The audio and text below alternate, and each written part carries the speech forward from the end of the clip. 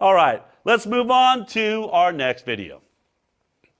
Well, I'll have someone who will call me up and say, look, I've done my research on the chickenpox vaccine and I've decided not to get it. But what do they really mean by research? What they really mean is that they've looked online and read people's opinions about the varicella vaccine. I mean, what you really should do, if you want to have an informed opinion about the varicella vaccine, read the roughly 300 articles that have been published on the varicella vaccine, which would require an expertise in microbiology and virology and epidemiology and statistics, which most people don't have. And frankly, most doctors don't have. Yeah, that's true. So what do? I mean, they rely on those advisory groups that at least collectively have that expertise, collectively have read those articles, and make recommendations which they think is in the best service of the children in this country, like the Advisory Committee for Immunization Practices to the CDC or the Committee of Infectious Diseases for the American Academy of Pediatrics. And those groups have served us well. See, let me just pare that down to what he's saying. You're too stupid to make this decision. You're too stupid. You can't read the science like I just showed you, or Z-Dog can't read it. You know, you can't read it. You can't understand it. You got to trust someone else. And by the way, I don't know if you caught the middle of this. Who's he telling you not to trust? Check this out. Read the roughly 300 articles that have been published on the varicella vaccine, which would require an expertise in microbiology and virology and epidemiology and statistics, which most people don't have. And frankly, most doctors don't have. Yeah, most doctors don't have. Yeah, most doctors don't have. Yeah, most doctors don't have. Yeah. I've been saying this for a long time and you all fight me on it. You're like, well, I trust my doctor over everybody else. I'm saying your doctor isn't educated. Your doctor doesn't know. Your pediatrician doesn't really understand the immune system, didn't study immunology. They're not an immunologist, even though that's all they really do. But now Paul Offit's finally making my point for me. You can't trust your doctor because most doctors don't understand. They weren't trained. We purposefully made sure we didn't train our doctors. But don't worry. There's this magical group of angels, of geniuses, full of Einsteins that do the thinking for the doctors and you. This great, brilliant group is always thinking for you. Trust them. ACIP, the Advisory Committee on Immunization Practices. This group of brilliant, genius minds are the only thing you should trust. Let me just show you what they sound like when they approved the brand new hepatitis B vaccine coming your way. Hold on. You may not be ready for this. It's going to be mind-blowing. Check it out. Is there any comment on using this vaccine at the same time with other adjuvanted vaccines? We have no data to make a recommendation one way or the other. So just to sort of put this in context of other vaccines, whilst preclinical studies were not done using these vaccines simultaneously, our general approach to immunizations is that they can be given at the same time in different limbs.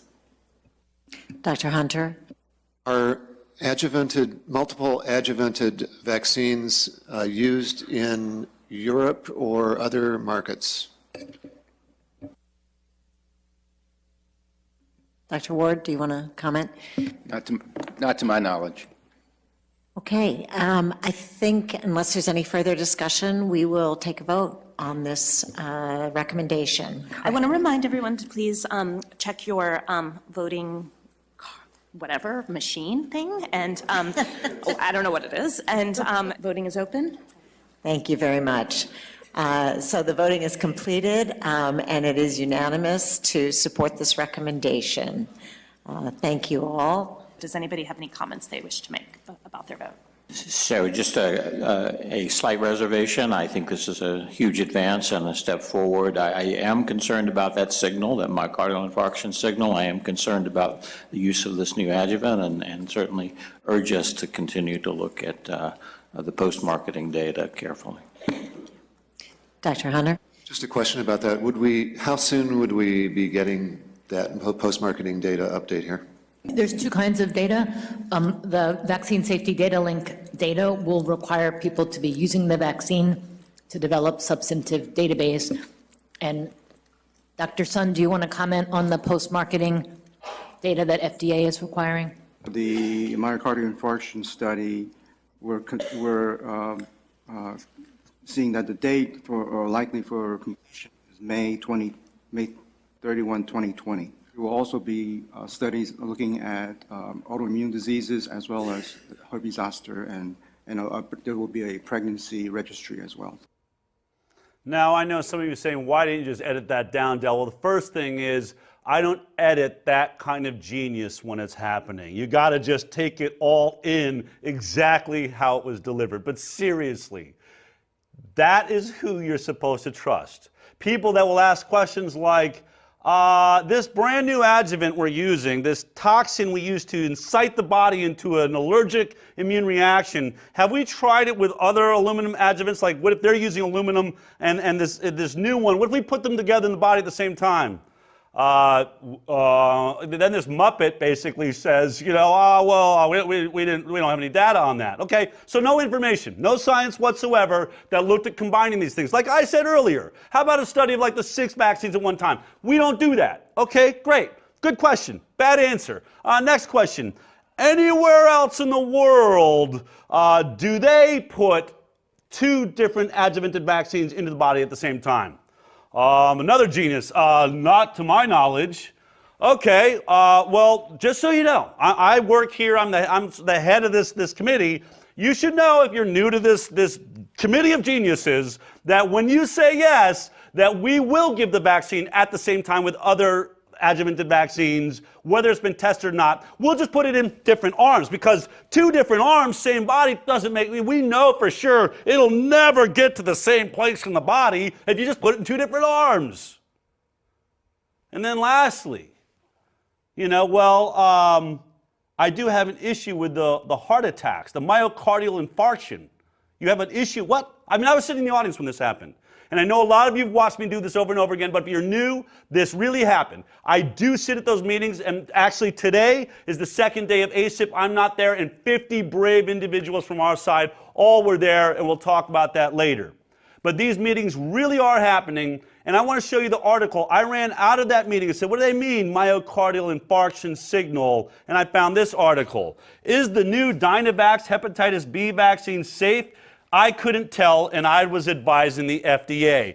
During the trial, though, 14 people in the Dynavax group had heart attacks compared to just 1 in the conventional vaccine group.